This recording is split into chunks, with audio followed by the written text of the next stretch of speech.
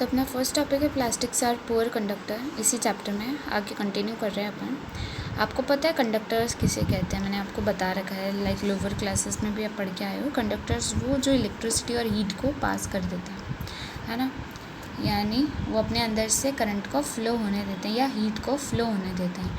You have learned about the plastics are poor conductors of heat and electricity. This is why electrical wires have plastic covering and handles of screwdrivers are made of plastic. आपको पता है कि plastic क्या होते हैं? Poor conductors होते हैं heat और इलेक्ट्रिसिटी के। इसी वजह से अपन जो इलेक्ट्रिकल वायर्स यानी अपने घरों में जो तार लगे होते हैं बिजली के, वो किसके बनाए जाते हैं? प्लास्टिक के, ताकि अपने को करंट ना लगे, है ना। जैसे वो प्लास्टिक की कवरिंग आप हटा दोगे तो क्या हो जाता है? आपको करंट फील होना स्टार्ट हो जाता है। इसलिए उनकी कवरिंग, इलेक्ट्रिकल वायर्स की कवरिंग किससे की जाती है? प्लास्टिक से। And handles of screw drivers are made of plastic. Screw drivers क्योंकि वो अपने स्विच बोर्ड को कसने में काम आते हैं, इसलिए उनके ऊपर आपने देखा होगा एक हैंडल जो बना हुआ होता है जहाँ से आप पकड़ते हो स्क्रू ड्राइवर पेचकस को, तो उस पर प्लास्टिक लगा होता है। वो इसीलिए ताकि अपने को करंट ना लग जाए।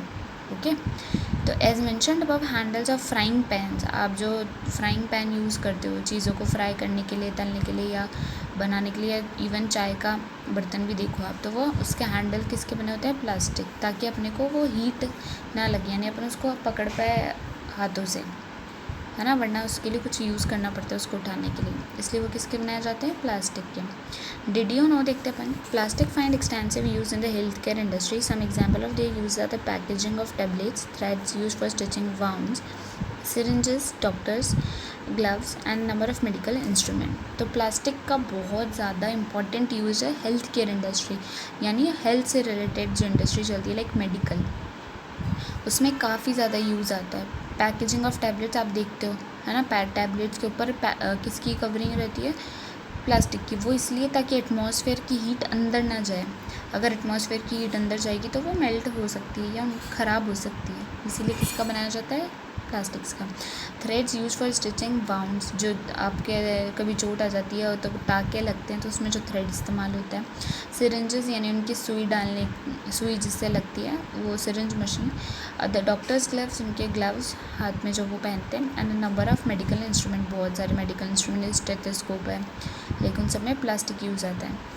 Special plastic cookware is used for in microwave ovens for cooking food. In microwave ovens, the heat cooks the food but does not affect the plastic vessel. अब स्पेशल प्लास्टिक के बर्तन यूज़ होते हैं microwave में cook करने के लिए, यानी बेकिंग जो होती है माइक्रोवेव में जो करते हैं अपन, या चीज़ों को गर्म करते हैं या उसमें कुछ भी पकाते हैं, तो उसके लिए अलग टाइप का प्लास्टिक का बर्तन यूज़ होता है। अब देखो, अगर ऐसा प्लास्टिक इस्तेमाल करें जो पिघल जाए, यानी क्योंकि माइक्रोवेव के अंदर बहुत हीट लगती है चारों तरफ से, तो ऐसा प्लास्टिक यूज़ नहीं कर सकते जो मेल्ट हो जाए। तो इस तरह का प्लास्टिक यूज़ करना चाहिए कि खाना तो गर्म हो जाए, अंदर की चीज़ गर्म हो जाए, पर वो प्लास्टिक का कोई असर ना पड़े। पर देखो फिर भी कुछ ना कुछ हद तक प्लास्टिक का कंटेंट अपने खाने में मिल जाता है अगर अपन इस तरह से हीट करते हैं। तो प्लास्टिक में नहीं खाना चाहिए, नहीं पीना चाहिए अपन को, जहाँ तक पॉसिबल हो सके। Teflon is a special plastic on which oil and water do not stick. It is use for non stick coating on cookwares. आपको पता है ये टेफ्लॉन, ये एक तरह का पॉलीमर होता है, वैसे तो स्पेशल तरीके का प्लास्टिक का पॉलीमर। इसमें क्या होता है कि ऑयल और वाटर इस पर चिपकते नहीं हैं, इसलिए अब अगर आप इस पर खाना बनाते हो तो वो जलता नहीं है ना। नॉन स्टिक अपन जिसे कहते हैं, नॉन स्टिक पैन, बहुत सारे कुकर आते हैं, बर्तन आते हैं ना जिनमें आजकल लोग खाना बनाते हैं। पर देखो ये जो टेफ्लॉन है, इसकी कोटिंग नॉन स्टिक बर्तन पे की जाती है। ये टेफ्लॉन में ऐसा कंपाउंड प्रेजेंट होता है जो कैंसर पैदा करता है, इसीलिए जो नॉन स्टिक बर्तन में खाते हैं उनको कैंसर होने के चांसेस हो सकते हैं, क्योंकि वो टेफ्लॉन को खा रहे हैं। देखो आप जिस बर्तन में पकाते हो उसका कुछ ना कुछ पार्ट आपके खाने में मिक्स होता ही है, इसीलिए बोलते हैं कि लोहे की कढ़ाई में बनाओ ना, तो थोड़ा बहुत आयरन जाएगा, या आयरन, है ना, इस वजह से बोलते हैं पीतल की कढ़ाई में बनाओ, क्योंकि उससे जाता है वो कंटेंट अंदर जाता है अपनी बॉडी में। और वहीं अगर एल्यूमिनियम के बर्तन में आप पकाते हो तो वह एल्यूमिनियम अपनी बॉडी के अंदर जाता है, और एल्यूमिनियम जो है जहर होता है बॉडी के लिए। धीरे धीरे स्लो पॉइजन, यानी ऐसे नहीं एकदम से एक दिन में खाओगे आप मर जाओगे। तो ये सब जिस बर्तन में अपन पकाते हैं उसका काफ़ी असर पड़ता है, इसलिए ध्यान से बर्तन चूज़ करना चाहिए खाना बनाने के लिए। Fireproof plastics, although synthetic fiber catches fire easily, it is interesting to know that the uniform of firemen have coating of melamine plastic to make them flame resistant. अब देखो ऐसे प्लास्टिक भी है जो आग से भी नहीं जले, यानी आग लग जाए बहुत भयंकर कहीं तो भी वो जले ना। तो जबकि सिंथेटिक फाइबर, प्लास्टिक्स कैसे सिंथेटिक है क्योंकि इंसानों ने बनाया है, जनरली तो ये नेचर में पाया नहीं जाता है।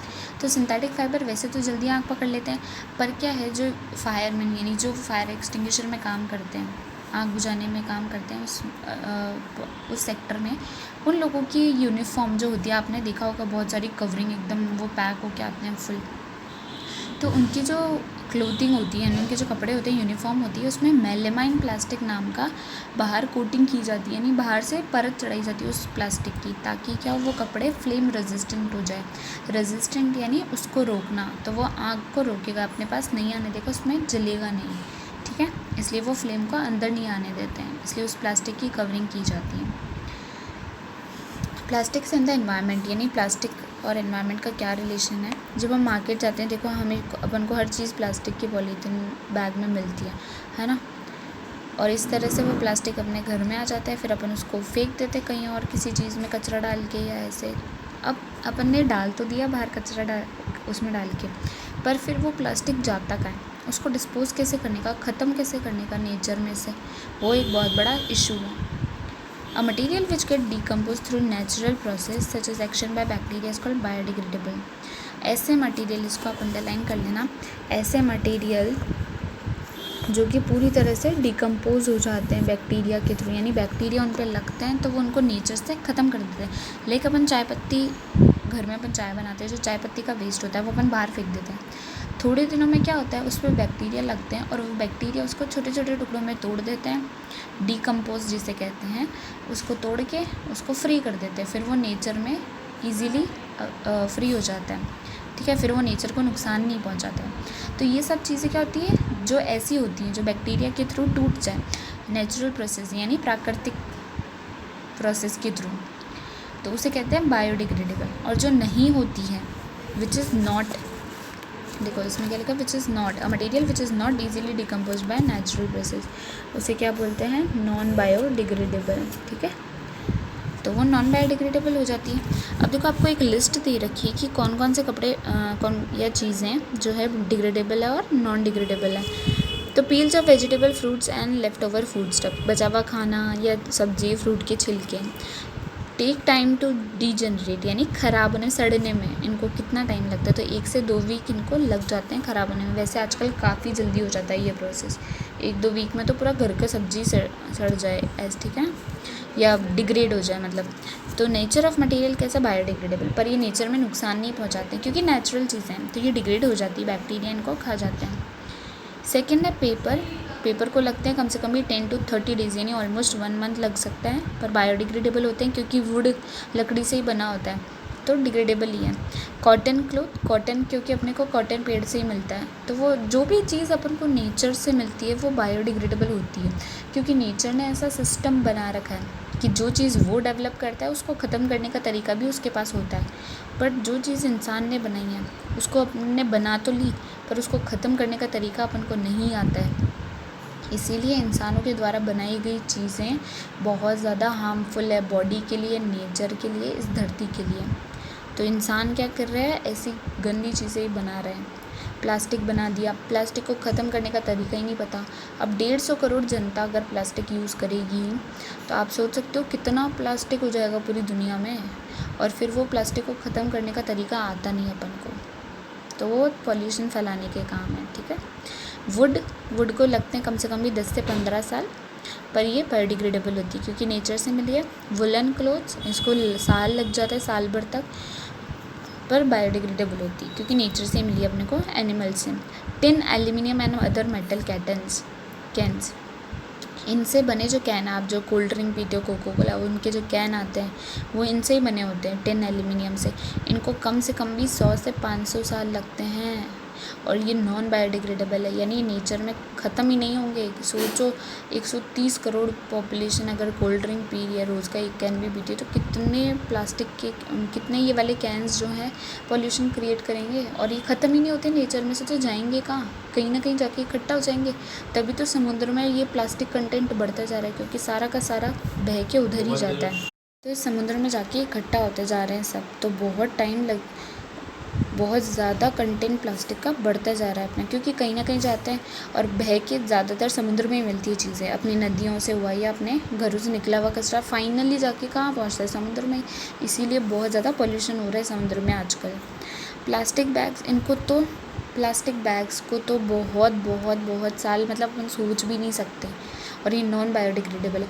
तो इट्स अ रिक्वेस्ट कि आप अपने घरों में पॉलीथीन बैग यूज़ करना बंद करो। आप सब्जी लेने जा रहे हो, मार्केट जा रहे हो, आप अपना क्लोथ वाला बैग लेके जाओ, कपड़े का जो बैग होता है उसको लेके जाओ, अपने घर पे बोलो, क्योंकि अगर अपन आज स्टेप लेंगे तो वो आगे जाके फ्रूटफुल नज़र आएगा, यानी कुछ ना कुछ रिजल्ट ज़रूर मिलेगा। अगर हर बच्चा अपने घर पे ऐसे कर देगा अगर कि नहीं अपन को प्लास्टिक बैग यूज़ नहीं करने हैं, ठीक है, तो कहीं हद तक सोचो अगर सारे बच्चे ऐसा अपने घर में करें तो कितना प्लास्टिक बच जाएगा। इसलिए आप अपने घर पे बोलो, अपने पेरेंट्स को कन्विंस करो कि इस तरह से ना करें, प्लास्टिक बैग्स पॉलीथीन्स को कम यूज़ करें। घर में जूट के, कॉटन के, बहुत सारे क्लोथिंग मटेरियल होते हैं ऐसे जिनके बैग्स भी बनते हैं, जूट के बैग यूज़ करो, ठीक है। तो आप वो सब यूज़ करो जो नेचर के लिए अच्छा हो। It's a request for to everyone कि अपने घर पे ऐसे कहो और आप भी इस रूल को फॉलो करो, क्योंकि इसमें नेचर का भला है और नेचर अपना भला करेगा। अगर अपन नेचर का भला करेंगे तो नेचर अपना भला करेगा, वरना बाद में आपको जाके बहुत सारे डिस्ट्रक्शन देखने को मिलेंगे। यानी नेचर में साइक्लोन आना, अर्थक्वेक्स आना, ये सब क्यों है? क्योंकि इंसानों ने इस तरह से नेचर को ट्रीट किया है। अगर आप नेचर के साथ गंदा कर रहे हो, बदले में नेचर आपके साथ गंदा करेगा। तो मेहरबानी करके तो इट्स अ रिक्वेस्ट कि आप इसको सही तरह से यूज़ करो, है ना। अपने घर पे आप आगे बात रखो, okay. Since plastic takes several year to decompose, it is not environment friendly. क्योंकि प्लास्टिक को बहुत ज़्यादा साल लगते हैं डिकम्पोज होने में, बहुत ज़्यादा, लाइक 1000-2000 साल अगर लग जाएँ तो आप सोचो कि तब तक नेचर में कितना प्लास्टिक हो जाएगा। तो एनवायरनमेंट फ्रेंडली नहीं है वो, एनवायरनमेंट के लिए अच्छा नहीं है। एनवायरनमेंट में क्या करता है, पोल्यूशन फैलाता है वो, और इसके अलावा इससे जो हार्मफुल गैसेस रिलीज़ होती है वो आपके लिए प्रॉब्लमदायक है। आपको बाद में ऑक्सीजन नहीं मिलेगा, इतना ज़्यादा पोल्यूशन हो जाएगा। तो सोचो, सांस लेने के लिए भी लड़ना पड़ेगा इंसान को। कहाँ से आएगा ऑक्सीजन, कौन देगा ऑक्सीजन? अपने पास तो कोई सोर्स नहीं है ऑक्सीजन पैदा करने का।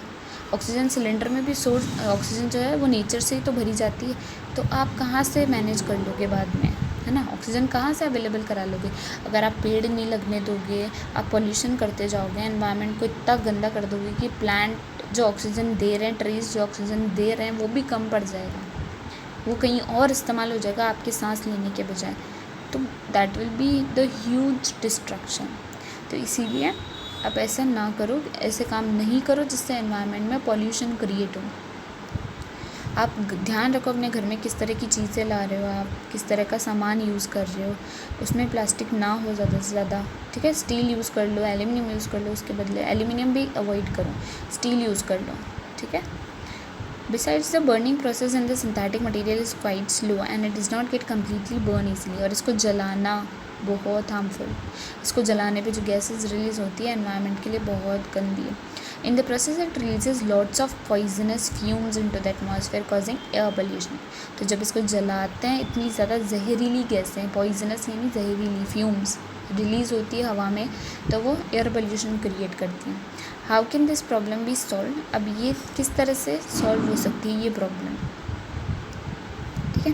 Have you ever seen a garbage dump where animals are eating garbage? In the process of eating food waste they swallow material like polythene. आपको पता है कितना देखते हो आप कि जानवर जो है वो पॉलीथीन खा जाते हैं। गायें आजकल बहुत ज़्यादा रैपर्स ऑफ फूड, आप चॉकलेट खाते हो, डेयरी मिल्क खाते हो, आप रैपर यूँ ही फेंक देते हो और वो गाय खा जाती है कचरे में से, और उनको बाद में प्रॉब्लम हो जाती है। उनका रेस्पिरेटरी ट्रैक्ट जहाँ से वो सांस लेते हैं उनके अंदर जाके प्लास्टिक जमा हो जाता है।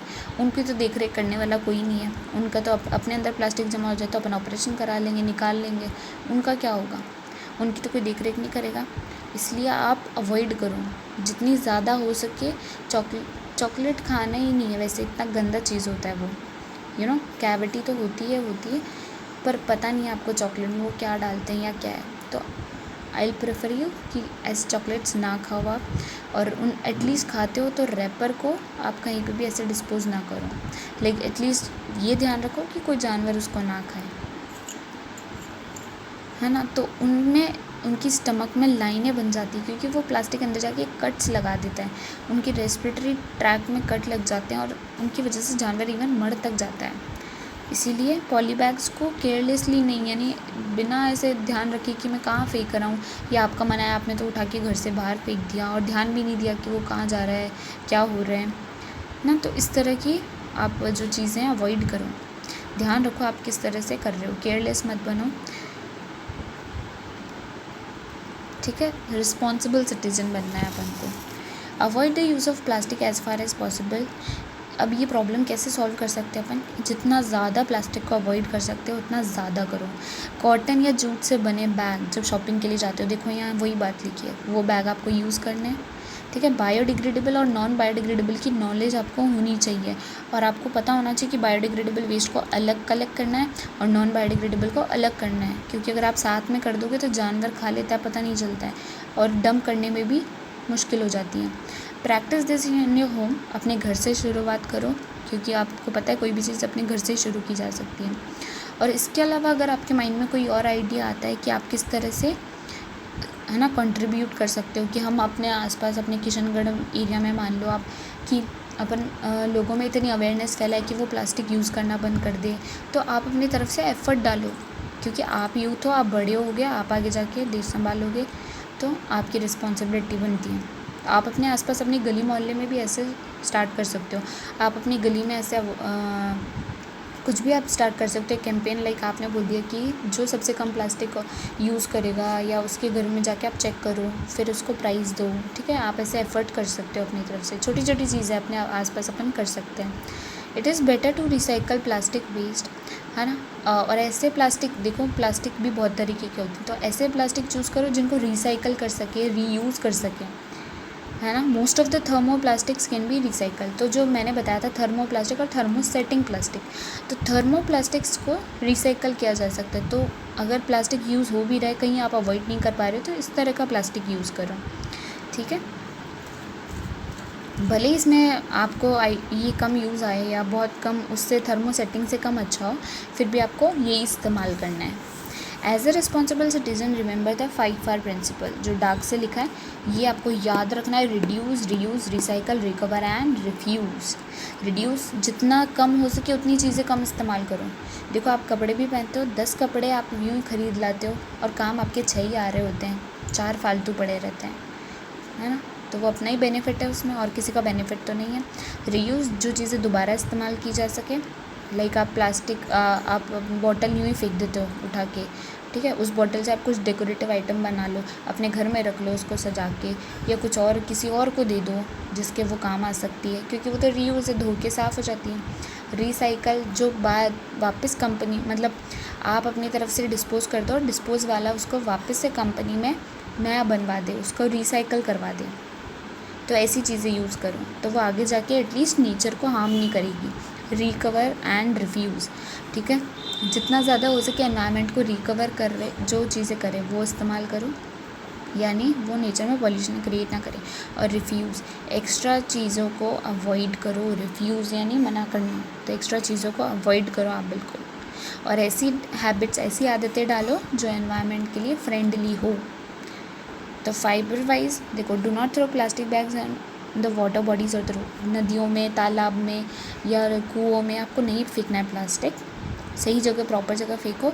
कॉटन कैरी बैग या जूट बैग जाओ, ये 3, ये तो आपको हमेशा फॉलो करना है, क्योंकि सबसे ज़्यादा पॉलीथीन यहीं इस्तेमाल होती है। और जो आप कैंस पीते हो, सॉफ्ट ड्रिंक्स पीते हो, कोल्ड ड्रिंक्स पीते हो, ये सब अवॉइड करो। वैसे भी ये गंदी चीज़ें होती हैं, it's not good for the health, है ना। जो सॉफ्ट ड्रिंक आप पीते हो, आपको पता है कि उसमें क्या डाला जाता है या क्या है, नहीं पता ना आपको कंटेंट, तो वो चीज़ें आप अवॉइड करो। Try to minimise the use of plastic material, use a steel lunch box. आप प्लास्टिक के लंच बॉक्स ले जाते हो, है ना, प्लास्टिक के डब्बे वही इस्तेमाल करते हैं ज़्यादातर, इसकी बजाय आप स्टील का लंच बॉक्स यूज़ करो। आपने देखा होगा 2 डब्बों वाला बॉक्स भी आता है, स्टील के भी आते हैं, तो प्लास्टिक बॉटल के बजाय स्टील की बॉटल यूज़ करो। आपको पता है स्टेनलेस स्टील की बॉटल आती है ना, वो बहुत अच्छी भी रहती है, अपनी हेल्थ के लिए भी अच्छी है, क्योंकि स्टील में रखा हुआ पानी पीना कम हार्मफुल होता है बजाय के प्लास्टिक के। तो स्टील बॉटल यूज़ करो आप, ठीक है। और वो पानी को गर्मी में ठंडा भी रखता है, सर्दी में गर्म भी रखता है, तो आपको दोनों तरीके के फ़ायदे भी हैं। तो इट इज़ गुड। तो आप समझ रहे हो आपको नेचर में किस तरह से हेल्प करनी है। प्लीज़ इसको कोऑपरेट करो, आपको नेचर को बचाना है, ठीक है, क्योंकि नेचर में बहुत ज़्यादा डिस्ट्रक्शन ऑलरेडी हो चुका है। अब अगर और होगा, नेचर की भी बर्दाश्त करने की सीमा है। इट्स अ रिक्वेस्ट कि जो आपको सिखाया है आप अपने घर पे फॉलो करो। Okay, thank you.